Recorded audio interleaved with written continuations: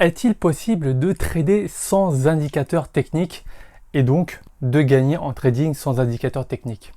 C'est Chris, bienvenue dans cette vidéo. On va donc traiter de ce sujet-là dans cette vidéo. Avant de commencer, comme d'habitude, tu connais maintenant le rituel. Un pouce en cliquant sur le bouton like juste en bas de la vidéo. Et surtout, si ce n'est pas déjà fait, je t'invite à cliquer sur le bouton s'abonner juste en bas de la vidéo, puisque tu verras à chaque vidéo, tu vas apprendre une nouvelle chose, c'est certain. Alors d'abord, pour pouvoir répondre en fait à cette question de savoir est-ce qu'il est possible ou non de gagner en trading sans utiliser d'indicateur technique ou même dans l'investissement en bourse, si toi tu recherches le timing pour investir en bourse, tu dois sans doute te poser la question ou alors tu t'es déjà sans doute posé la question. Pour répondre à cette question, il faut d'abord comprendre le principe des indicateurs techniques. Il en existe différentes sortes, mais il faut savoir que tous les indicateurs techniques sont basés sur le prix. D'accord? Ils sont liés au prix. Et ce qui se passe, c'est qu'ils sont calculés sur les cours passés. Donc, ils ont besoin d'utiliser l'historique des cours pour pouvoir, entre guillemets, anticiper et prédire ce qui va ensuite se dérouler. Donc, l'indicateur technique va utiliser les cours en utilisant donc un certain nombre de périodes dans le passé pour se dessiner en fait sur un indicateur et donc qui vont permettre une certaine interprétation. Qu'est-ce que cela sous-entend? Cela sous-entend que il y aura toujours un temps de retard sur les indicateurs techniques par rapport au cours. Tu prends l'indicateur technique le plus simple, le plus basique de tous, qu'est-ce que c'est? Je t'écoute. Exactement, la moyenne mobile. Tu prends la moyenne mobile, c'est calculé sur un certain nombre de périodes. Donc c'est toi qui vas le définir en fonction du graphique. Il me semble que je t'ai déjà donné des astuces en fait pour définir la période à choisir pour qu'elle soit la plus adéquate possible par rapport à l'action que tu trades. Alors on va prendre un exemple tout simple. Tu vas prendre la moyenne mobile 20 périodes par exemple. La moyenne mobile 20 périodes va être calculée sur les 20 périodes précédentes. Donc si tu es un journaliste, ça va être calculé sur les 20 jours précédents. Et donc ce qui se passe, c'est que lorsque tu vas voir les cours monter et baisser, la moyenne mobile va continuer à monter après que les cours aient baissé, tu vois. Donc la moyenne mobile va continuer à monter et au fur et à mesure que les cours continuent à baisser, la moyenne mobile va commencer à se retourner, tu vois. Il y aura toujours un temps de retard, toujours un temps de latence. Donc imagine, si toi tu bases ta prise de décision sur les indicateurs techniques, tu auras toujours un temps de retard. Et si ça se trouve, lorsque les cours montent et qu'ils commencent à baisser, la moyenne mobile qui monte commence à baisser, toi à ce moment-là tu décides de vendre, il est tout à fait possible et il est même fréquent que les cours repartent à la hausse avant même que la moyenne mobile se ressaisisse et reparte à la hausse. Donc toi, tu vas couper tes positions à plusieurs reprises et tu vas te faire avoir. Donc garde bien ça à l'esprit, c'est très important. Les indicateurs techniques sont utiles, mais ils ont toujours un temps de retard. Donc ça, c'était le premier point, vraiment comprendre le fonctionnement des indicateurs techniques. Sache donc qu'ils sont vraiment liés à l'historique des cours et donc au passé. Le deuxième point concerne la stratégie que tu vas utiliser pour trader ou investir en bourse.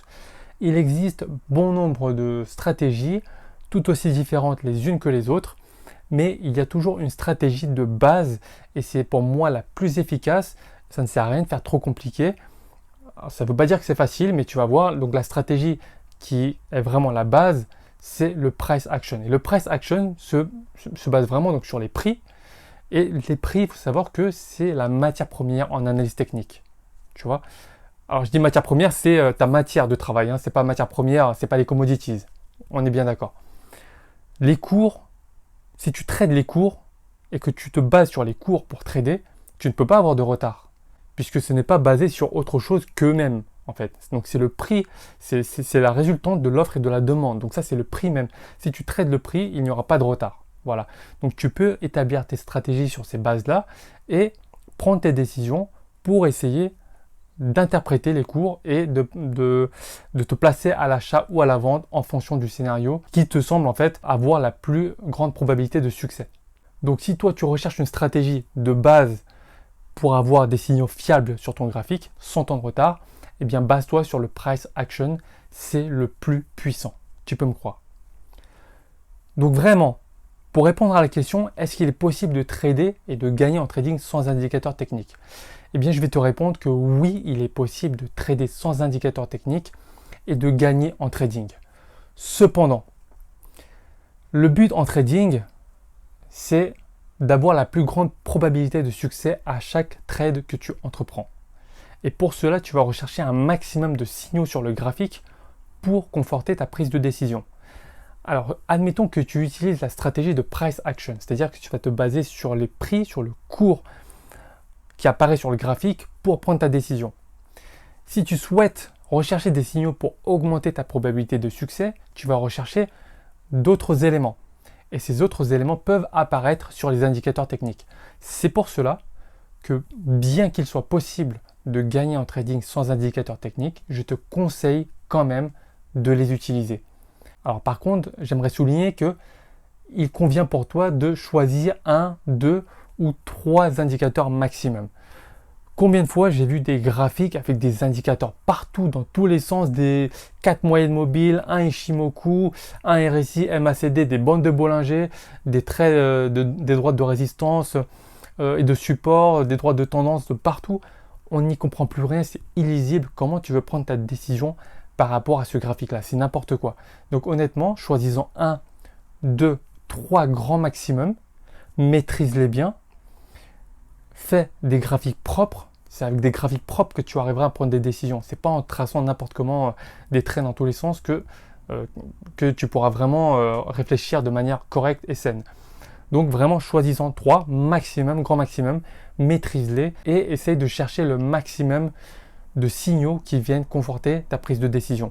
Donc dans le sens que tu souhaites adopter, c'est-à-dire si tu souhaites acheter cette action-là, et ben, tu vas chercher un maximum de signaux qui vont confirmer ce scénario-là. Mais à l'inverse, n'oublie pas de chercher aussi des points qui viennent contredire ton scénario initial. Pourquoi? Parce que si tu ne cherches pas des points négatifs par rapport à ton scénario initial, ça veut dire que tu subis un biais psychologique. Tu ne vas rechercher que des points de confirmation et tu ne vas donc plus avoir une vision objective de la situation, mais totalement subjective. Admettons que tu vois une certaine configuration graphique, l'indicateur technique te dit qu'il est fort probable qu'il y ait une forte chute, et toi, tu veux rentrer à l'achat. Du coup, tu te dis, ah oui, si je regarde l'indicateur technique, ça me dit que ça va baisser. Mais j'ai pas envie de le voir, je préfère voir autre chose. Donc là, tu vois, tu élimines ce que tu n'as pas envie de voir pour conforter ta prise de décision. C'est pas comme ça qu'il faut faire. Vraiment prendre des décisions objectives. Tu recherches des signaux objectifs, que ce soit dans le sens de ton scénario initial ou dans le sens contraire. C'est très important pour prendre ta décision en toute connaissance de cause. Voilà, j'espère que tu as vraiment apprécié cette vidéo. Dis-moi ce que tu penses en commentaire des indicateurs techniques. Et toi, quel est l'indicateur technique que tu préfères utiliser? Est-ce que pour toi, c'est efficace et indispensable d'utiliser les indicateurs techniques? Dis-moi ça en commentaire, ça m'intéresse de connaître ton point de vue. Et si tu es toujours ici, c'est que tu t'intéresses au trading, et ben, ce que je t'invite à faire, c'est de cliquer sur le premier lien qui est en description. Moi, ce que je vais faire, c'est que je t'enverrai par email en privé 3 vidéos qui te permettront vraiment de passer à l'action en trading. Dans la première vidéo, je vais te montrer que même en ayant raison une fois sur deux, tu peux gagner en trading.